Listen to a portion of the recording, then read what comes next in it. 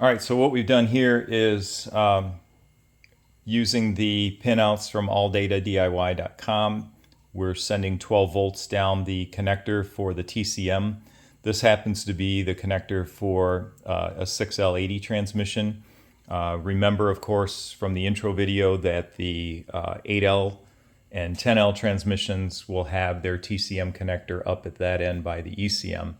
But anyways, we've sent 12 volts up the line. It's followed its way up here, and we're now at this end. It's been identified.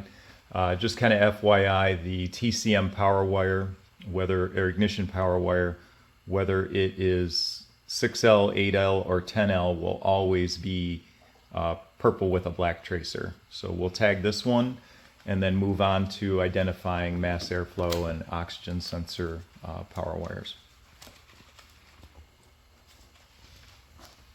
Mass airflow is... Okay, and... So again, using all data, you would know exactly which terminal is the mass airflow connector. Generally speaking, it's going to be the center one. You could also look at the back of the wires coming out and see how that's the purple wire in the middle. Again, we're feeding 12 volts down that sucker. It's working, it's made its way back up through the harness, and we've identified it at this end. Give it a tag. And so all this tagging will make your life a lot easier when it comes time to start attaching the fuse block to the harness.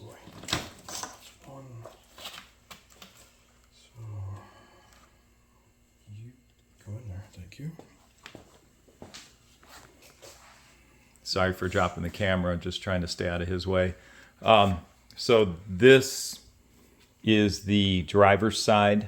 I'm sorry, I misspoke. The passenger side oxygen sensor, and we've again fed the purple wire, which is going back down the harness. We've identified it at the other end.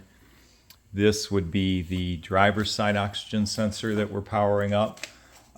Driver's side oxygen sensor is easily identifiable because it's always just a short stub coming out of the harness that goes down to the transmission, and that applies whether it's 6L, 8L, or 10L transmission.